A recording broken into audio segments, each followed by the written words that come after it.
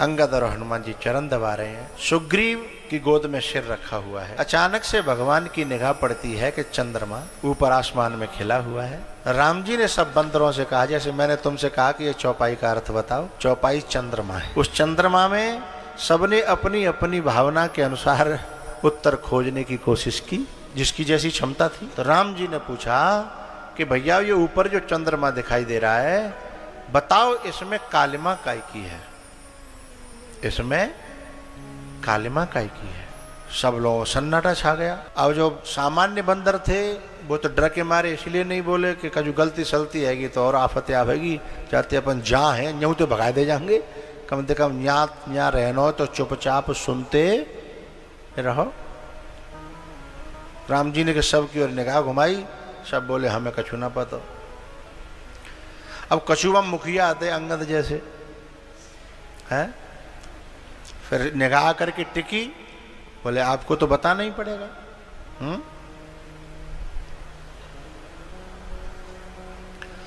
तो अंगद ने कहा कि भगवान इसमें जो छाया है ना, इसमें जो कालापन है, उसमें से जो स्वर्ग की जो सुंदरियां हैं, उन सुंदरियों के चेहरे को बनाने के लिए सार सार भाग इसमें से ले लिया और वो जगह खाली रह गई, वहां पे काला पड़ गया है। तो क्योंकि अंगद जो है ना नया लड़का है और नए लड़के में काम होता है, और उसे चंद्रमा में भी युवती दिखाई दे रही है। युवती का जो है ना छीना हुआ, युवतियों में जो सौंदर्य है वो चंद्रमा में से छीना हुआ दिखाई दे रहा है। तो इसमें भी कुछ जो है युवती और युवक, उन्हें यदि राम कथा में भी राम कथा न दिख करके युवती और युवक दिखाई दे रहे हैं, वो अंगद की जगह पार नहीं जा पाएंगे। कछु संशय मोह फिरती पर उनको संशय है और संशय रहेगा, क्योंकि जब तक जो है, अब बताऊंगा मैं आगे, चंद्रमा में किसको क्या देखा, चंद्रमा में किसको क्या देखा। सुग्रीव का नंबर आया है, सुग्रीव ने कहा कि चंद्रमा की पिटाई भई है, सुग्रीव की वही पिटाई, बोले चंद्रमा की पिटाई भई है। पिटाई के जो छरे भये, वो जो पिटाई होती है ना किसी के, तो पीठ पे है, हाँ निशान बन जाते हैं ना, उछरे आते हैं, बोले ऐसे करके जाके पिटाई भैया वे उछरे आए हैं। राम जी समझ गए हैं। अब नंबर आया हनुमान जी का है। हनुमान जी से राम जी ने कहा तुम बताओ। हनुमान जी बोले कि ये चंद्रमा प्रभु आपका दास है, आपका भक्त है, और आपको दिल में बसा रखा है, और आप सांवले हो तो उसका दिल भी सांवला हो गया है, उसका दिल भी सांवला हो गया है। तो जिनका दिल ऐसे सांवला हो गया है, वे खुद भी पार होंगे और दूसरों को भी पार ले जाएंगे। अंगद जैसे लोग इसको पार नहीं कर पाए, लेकिन जब सागर पार हो गया फिर ताकत बखानने लगे। अब नेक नंबर तो दे मोए, हनुमान जी तो भेज देते मने, हम क्यों नहीं भेज रहे, हमें क्यों नहीं भेज रहे, नेक हमें भेजो। अब वो राम काज के लिए नहीं गए, अंगद जी जो थे वो अपने काम काज को दिखाने के लिए गए कि नेक हम दिखाए पावे कि हमारे पाम में कितनी ताकत है। तो यहाँ कहा कि नानी मरी गई, यहाँ क्यों नहीं दिखा रुका पे ताकत है, यहाँ से पार जाता। जब पार है गए हैं, कुछ लोग खेल जीत रहा हो हैं, तब श्रेय लेने के लिए, अपना पांव अड़ाने के लिए, दिखाने के लिए कि हमने भी पांव अड़ाया था और वो रावण से उखड़ा नहीं है।